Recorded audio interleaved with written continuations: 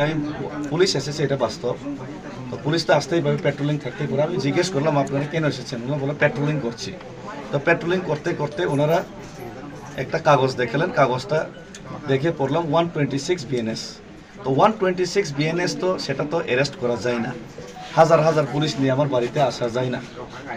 সেটাও আমি জানি না এখন আইনের বাইরে গিয়ে ওনাদের উপর কি বড় চাপ আছে। তো সেই চাপের কারণে ওনারা আসলেন কিনা, কিন্তু এলাকার জনগণ প্রতিরোধ করাতে ওনারা ওয়াপাস চলে গেছে। কিন্তু 126 বিএনএস দেখিয়ে এক্ষুনি চলেন এভাবে হ্যারাসমেন্ট করেছে, এটা বাস্তব। পুলিশ আপনাকে তো আমি জিজ্ঞেস করলাম এটা কোন ব্যাপারে আপনারা করবেন। তো আমি তো ওনারা বললেন আমরা অ্যারেস্ট করছি না, জাস্ট নোটিশ দেখাচ্ছি।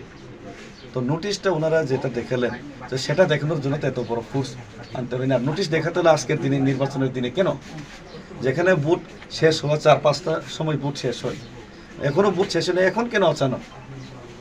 তো বুঝে গেছেন ওনারা হারছেন, নিশ্চিত পরাজয়ের ভয়েই এইসব ওনারা বিভিন্নভাবে ভয়ভীতি দেখিয়ে বিভিন্ন কলাকৌশল নিয়েছেন। কিন্তু আমি বলছি গণতন্ত্রের জয় হবে, ডেমোক্রেসির জয় হবে, এবার জয় রুখা যাবে না।